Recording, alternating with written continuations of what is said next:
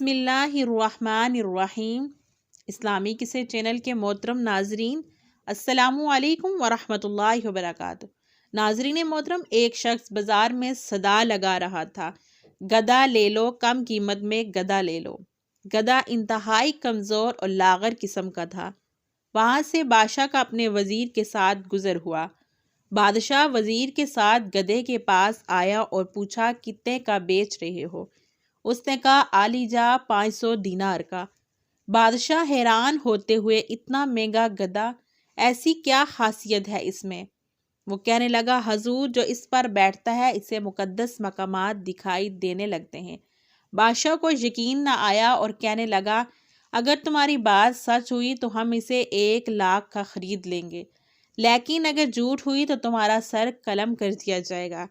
ناظرین محترم، ساتھ ہی وزیر کو کہا کہ اس پر بیٹھو اور بتاؤ کیا دکھتا ہے۔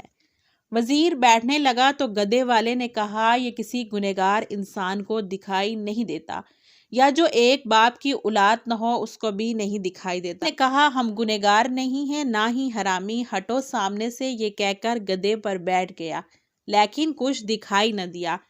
اب سوچنے لگا، اگر سچ کہہ دیا تو بہت بدنامی ہوگی۔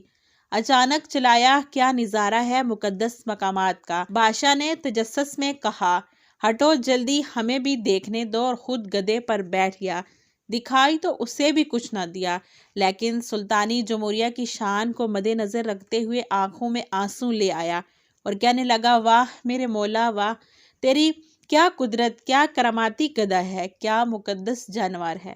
میرا وزیر مجھ جتنا نیک نہیں تھا، اسے صرف چند مقامات دکھائی دیے، مجھے تو ساتھ ساتھ سارے خاص مقامات بھی دکھائی دے رہے ہیں۔ اس کے اترتے ہی عوام ٹوٹ پڑی، گدھے کو چھونے کی کوشش کرنے لگے، کوئی چومنے کی، کوئی اس کے بال کاٹ کر تبرک کے طور پر رکھنے لگا، وغیرہ وغیرہ۔ ناظرین محترم، ذرا غور کریں، یہی حال کچھ ہمارے معاشرے میں بس رہے ہیں، کچھ جعلی ساز اور مکار، جنہوں نے دینی اصلاحات اور دین کے نام پر، کبھی سیاست کے نام پر مکر و فریب دینے کا بیڑا اٹھا رکھا ہے، اور سادہ لو عوام بھی اندھے کانے بن کر پیچھے چل پڑتی ہے، کیونکہ وہ شروع سے یہ کہہ دیتے ہیں کہ یہ حقیقی سچ صرف ان کو سمجھ آئے گا جو حلالی اور گنہگار نہ ہو۔ اگر ان سے کسی نے اختلاف کیا تو معاشرے میں لوگ ان کو حرامی، گنہگار اور جاہل کے نام سے پکاریں گے۔ ناظرین محترم، اللہ سبحانہ تعالیٰ سے دعا ہے کہ اللہ پاک ہم سب کو سمجھنے اور عمل کرنے کی توفیق عطا فرمائے، اور ایسے کاموں سے ہمیں بچنے کی توفیق عطا فرمائے۔ ناظرین محترم، میں امید کرتی ہوں اس واقعے کی آپ کو سمجھ آئی ہوگی۔